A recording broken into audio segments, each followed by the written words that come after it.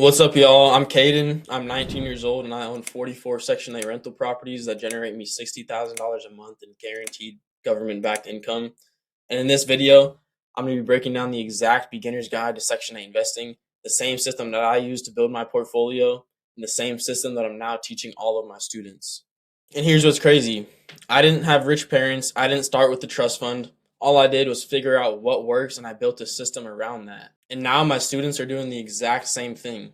My student Caleb went from 0 to 14 properties in just under 18 months, and now he's generating around $8,000 in guaranteed government backed income. And my other student Trevor, he was terrified to get started. He didn't want to mess up, he didn't want to make any costly mistakes. But I walked him through the entire process, and now he just closed on his first property a couple weeks ago, and now he's on track to close on his second one soon. The number one reason that people don't start is because they think that they need to figure it out all on their own. I get this question a lot. How do I even start? Because there's so much information out there that people don't even know where to start or what information to take in. I've already built the system that works. All you need to do is follow it step by step. Think about it like this: if you want to learn how to cook, you're not going to try to create your own recipe from scratch. You're going to find a recipe that's already proven to work, already tastes good, and you're going to follow that recipe. It's the same thing with this. And here's what I'm going to cover in this video: how to choose your market, how to find a property, how to run the numbers and verify that it's a good deal, how to find tenants, how to screen your tenants, and how to close on the property, pass the keys off to a property manager so it's completely hands off, and how to scale your portfolio. This is an A to Z guide. By the end of this video, you're going to know exactly where to start with no confusion. And if you're thinking, this sounds complicated, it's really not. I'm going to break it down so simple that you could literally start after you watch this video. Before we dive into this and I dive into the framework, let me show you what's possible. Like I said, I'm 19 years old. I have 44 rentals, Section 8 rentals that generate me $60,000 a month in guaranteed income. And I didn't start with rich parents. I didn't start with the trust fund. All I did was figured out a system that works and executed it. And here's the thing: I'm not special. I'm not smarter than you guys. All I did was take action and I followed a proven framework. And now I'm teaching this exact framework to all of my students, and they're getting results. Like I said, Caleb, he started with 0 properties. 18 months later, he has 14 properties generating consistent cash flow. Trevor, he was terrified to start. He didn't want to mess up. I walked him through the entire process, and now he just closed on his first property a couple weeks ago, and he's on track to close on his second.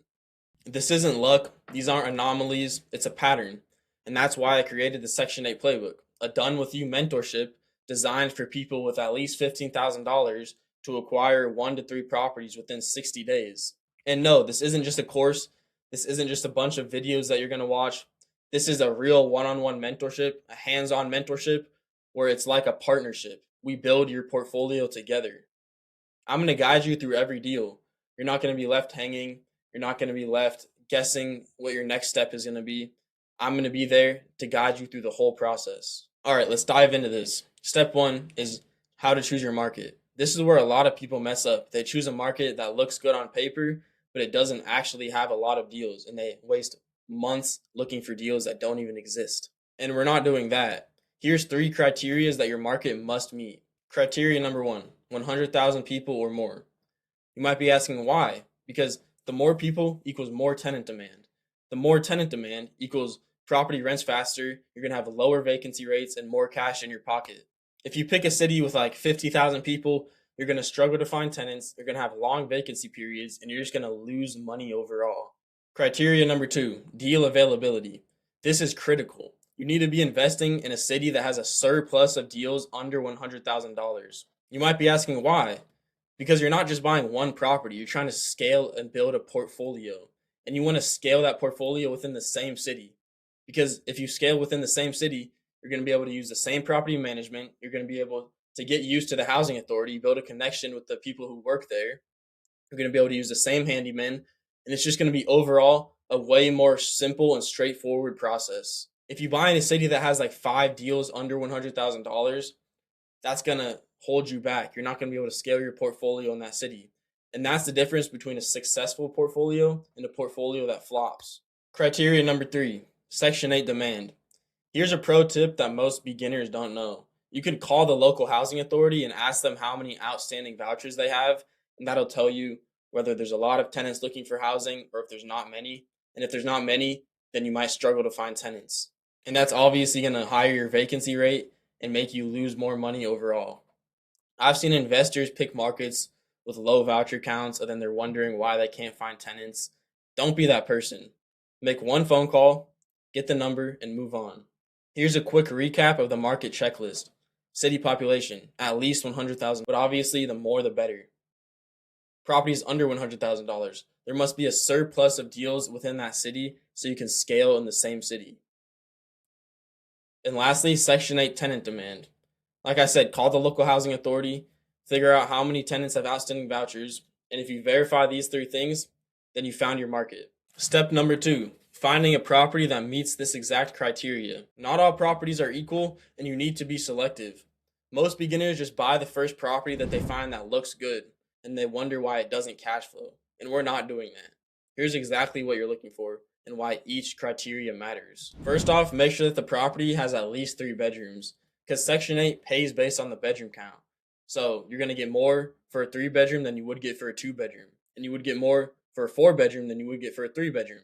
So 3 to 4 bedrooms is the sweet spot. So this is the first step of what to look for when finding a property. Don't just buy a 2-bedroom because you think it looks good. You always have to run the numbers, see how much you're going to get paid in rent for each bedroom in the zip code that you're looking in. And like I said, focus on 3, 4, or 5-bedroom properties. Second, find a property that's turnkey and needs minimal repairs. $5,000 max. I like to shoot for less than that, but if it's $5,000, it's not the worst in the world. If you buy a property that needs like $20,000 or more in repairs, then you're going to spend months getting it renovated, and there's going to be high vacancy rates and less money in your pocket.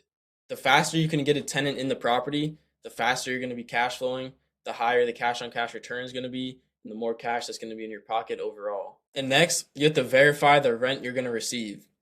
Ways you could do this is by going to affordablehousing.com, looking at comparable rental properties in the neighborhood that have the same bedroom count.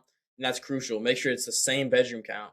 Because if you have a 3-bedroom property, you look and you find a property that's renting for $1,500, but it's a 4-bed, then you're probably not going to receive $1,400. You're going to receive somewhere closer to $1,200. Next, you're going to have to verify the neighborhood safety. This one's not negotiable. You do not want to be in high crime rate areas. You might be asking why. Well, I'll tell you. Because tenants won't want to live there. Nobody wants to live in a neighborhood where you're constantly hearing gunshots. I've seen investors buy cheap properties that look good on paper, but they buy them in bad neighborhoods, and tenants won't want to live in your property. You're not going to find long-term tenants, and tenants are constantly going to be moving out. In ways you could verify the safety of the neighborhood, go on spotcrime.com, and you could search for crime data. Get into local Facebook groups and ask a lot of questions. Ask what parts of the city are ghetto, what parts are nice, what parts to avoid investing in. And just do a quick, simple Google search. A lot of the times you could figure it out just from a Google search. If the neighborhood has a lot of crime, then skip it. So a good property is going to be well maintained, 3+ bedrooms, safe neighborhood, $1,200 or more in rent, and minimal repairs. A bad property is going to need a lot of repairs, less than 3 bedrooms in a high crime rate area, and receiving less than $1,200 in rent. Number 3, you have to verify the cash flow and run the numbers. This is the most important step. If you don't run the numbers and verify the cash flow, then you're going to end up buying a bad deal and losing money on it. Here's a simple cash flow formula. Take the rent you're going to receive, subtract the monthly expenses, and that's how much cash flow you're going to be making every month. And your monthly expenses are going to consist of your mortgage payment, your maintenance reserve, your property management, which is usually 8 to 10% of the rent. Here's a real example from one of our students. They're receiving $1,300 in rent every month. Their principal payment is $400. Their property management is $150. Their maintenance reserve is $50. Their insurance is $100. Their total monthly payment comes out to $700. And that leaves you with $600 cash flow. And that comes out to $7,200 every single year in pure cash flow. And that's after all expenses. And that's the kind of deal you're looking for. You're not looking for $100 a month, $200 a month, $300 a month. A minimum of $450 to $500 a month in cash flow is optimal. And once you run the numbers and verify that it's a good deal, then you could get it under contract and close on the property. Now let's go over the money question. People always ask me, is $15,000 enough? Is $20,000 enough? Let me go over it with you guys with some real examples from some of my students. So as you can see, They closed on this property. It was an $82,000 house. Their down payment was $20,446. They received $1,300 in rent every month, and their monthly expenses were $867, and that left them with $433 in cash flow every single month. So they get $433 a month in cash flow from a $20,000 investment, and that's $5,196 every single year. And that's a 25% cash on cash return in 1 year. And are you going to get that in the stock market? No, you're not. You only get an 8 to 10% return in the stock market. And this is why real estate is such a good investment, because nothing else has this high of a cash on cash return. So you might be wondering, how much capital do I actually need? So there's a couple ways you could go about it. Option one is seller financing. And with this strategy, you need a minimum of $10,000. You could get started with seller financing with $10,000. And the power of this is that there's no credit checks. You don't need any credit. You could buy from anywhere in the world, out of country, out of state. You could buy from anywhere. And you can negotiate crazy terms like 0% interest on a 10-year balloon, etc. And you could stretch your money and scale your portfolio with less capital. The second way you can go about it is using DSCR loans. And for this, you need at least $20,000. You need at least a 620 credit score, and you always need to put a 20% down payment. And here's why DSCR loans are good. There's hundreds, thousands of deals on the MLS ready for you to buy, rent them out to a Section 8 tenant, and get cash flowing every month. And it's a lot easier to find these deals because there's hundreds of them on the MLS in front of your face. And on average, these homes will cash flow higher than seller financing because you're putting a 20% down payment. You're putting more money out of your pocket down on the property. So your payment every month is going to be less and you're going to be cash flowing more. Unlike where with seller financing, you could put a $5,000 down payment and it's a lot less money out of your pocket, but that usually means that you're going to be cash flowing less. So this strategy is best if you have more capital and you have credit and you're willing to just put a larger down payment, like $15,000 to $20,000. I've seen people with like $100,000 or more sit on the sidelines and do nothing. And then I've seen people with $15,000 take action and lock in 2 to 3 deals using seller financing with only $15,000. The difference is that one group decided to take action and change their life, and one they didn't. They're too scared. They were too scared of losing money, so they didn't take action and they sat on the sidelines. All right, so now how to find tenants. Once you close on your property, now you need to get it rented out to a tenant as soon as possible to start collecting that cash flow. And this is where I see a lot of people mess up. They do all the work, they find the property, they close on the property, but now they don't have any idea on how to get a tenant and they don't have a plan. So have a plan before you close. Once you close on the property, here's where you should be listing it for rent. List it on affordable housing, Zillow, Realtor, Redfin, and also listed on Facebook Marketplace. Facebook Marketplace is a very effective way to find tenants. There's a lot of tenants on Facebook looking for housing. And if you list it on all of these platforms, then you're going to find a tenant a lot quicker. And here's another effective way you could find tenants. Once you have a property ready for a Section 8 tenant, you could call the housing authority and tell them you have a property ready to rent out to Section 8. And sometimes they have tenants waiting for housing. So they're going to text their tenant and be like, hey, there's a property available. Do you want to go check it out? All right, once you have a tenant that wants to view your property, then you have to show it to them. And here's a couple ways you could do it from out of state. The first one is to use a realtor. You could send a realtor and the realtor could show them around the property. The second one is to send a handyman or someone you trust that has boots on ground. And the third option, this is personally my favorite. You could put a lockbox on the property and you could send the tenant to view it themselves so you don't have to send anybody else to walk them through it. I recommend getting an electric lockbox that you could change the code after each use so nobody could come back and have access to the house. And also, before you send them the lockbox code, make sure that they send you a picture of their ID so you get an idea of who they are just in case they do anything weird to the property. So once you find a tenant that wants to move into your property, then you're going to have to go through the screening process. If you don't know how to properly screen a tenant, it's going to lead to evictions, people destroying your property. It's just going to make you lose a lot of money overall. So the first requirement that I make sure my tenants meet is a 575 to 600 credit score minimum. And this is only really important if the tenant has a portion of rent, right? A lot of my tenants don't have a portion of rent, but if they do, I make sure that they meet this criteria of credit score.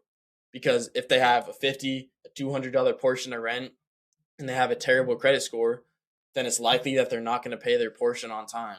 The second criteria I make sure they meet is that I make sure that they have zero past evictions. This is one of the most important steps because if they have a past eviction, then it's likely that they're going to get evicted from your property too. And third, make sure that they don't have a major criminal history. If they have a couple minor incidents here and there, it's okay. But if they have anything like major felonies or violent crimes, do not let them in your property. You don't want to be bringing bad tenants into your property. If they're a drug dealer or something like that, then they're going to bring that into your property and it's just not going to be good. And requirement number 4, this only applies if the tenant has a portion of rent. So if they have a portion of rent, make sure that their income is 3x their portion. So for example, if a tenant has a $50 portion, make sure that they make at least $150 a month. Or say they have a $200 portion, make sure that they make at least $600 a month. And you're going to also need to verify that they actually have a voucher and that it matches the property bedroom count. So for example, if they're moving into a 3-bedroom property, they need a 3-bedroom voucher. If they're moving into a 4-bedroom property, they need a 4-bedroom voucher, and etc. But say they have a 4-bedroom voucher, they can move into your 3-bedroom property. They just can't have a 2-bedroom voucher. The voucher number can't be under the amount of bedrooms that the property has. And also verify how much portion of the rent they pay. Ideally, you want to look for tenants that don't have any portion. The less amount that they have to pay themselves, the better. Like I said, you want to aim for people who don't have any portion, but $50, $100 portion isn't bad either. And finally, step number 6, get the lease signed, get the tenant moved in, and hand the keys off to a property manager. All you have to do is submit a request for tenancy approval to the housing authority.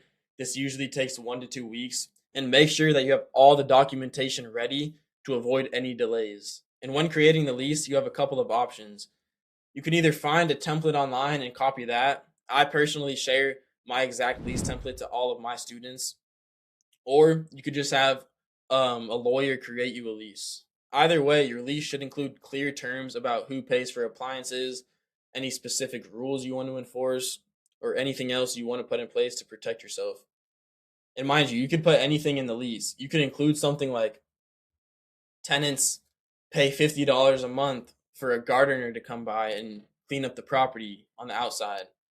And then you could hire somebody for $25 and then take that $25 difference. And that's a way you could increase your cash flow. And also you should contact the local housing authority and ask what specific things need to be put into the lease, because sometimes they have requirements. And once you know those, then add those to your lease. And once you have your lease in place, then you need the tenant to sign it, and then you sign it, and then everything is good to go.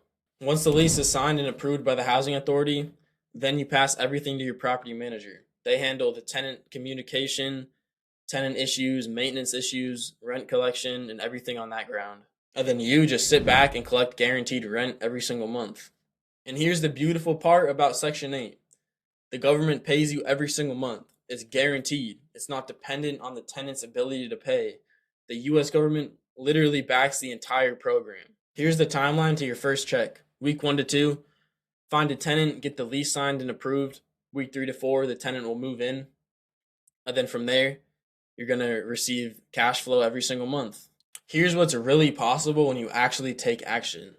I'm 19 years old. I have 44 Section 8 rental properties, and they generate $60,000 every month in guaranteed income. And one of my students, Caleb, he took action. He went from 0 to 14 properties in under 18 months. And now he's generating close to $8,000 every single month in guaranteed income. And then my other student, Trevor, he was scared as hell to close on his first property. He didn't want to make any mistakes. But then I took him under my wing. I guided him throughout the whole process, and he closed on his first property a couple weeks ago. And now he's about to close on the second one soon. And you could do the exact same thing. All you need to do is follow a proven process. This isn't luck. This isn't an anomaly. It's literally just people following a process and getting results. It's as simple as that. And here's what I know. I know most people will watch this video and think, wow, this is cool, and then do nothing about it, and they don't take any action. They don't buy their first property, and they stay broke. Don't be that person. The difference between people who succeed and people who don't isn't intelligence. It's not capital. It's not luck. It's literally just about taking action. If you found this video helpful, do me a favor, drop a like and subscribe. I post content like this every single week to help you guys build wealth through real estate. If you have any questions about Section 8 investing, just drop them in the comments. I'll read every single comment and I'll respond to them personally. But here's some real talk. This video gives you the exact framework, but the framework isn't enough most of the time. Most people who try this on their own will make expensive mistakes. They're going to buy in the wrong market. They're going to overpay for properties.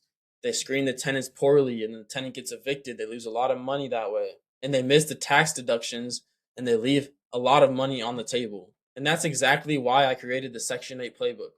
It's a hands on mentorship meant for people with at least $10,000 to acquire 1 to 3 properties under 60 days. And it's not a course, it's not a video series, it's a hands on mentorship where I personally guide you through the entire process and guide you through every deal. Here's exactly what happens when you book a call. We're going to jump on a call, we're going to go over your situation, see where you're at right now, and see if the mentorship is a good fit. And if it is a fit, we'll get you enrolled immediately and you're going to have immediate access to me, a private group chat. You're going to have a custom roadmap that we build out personally for your situation.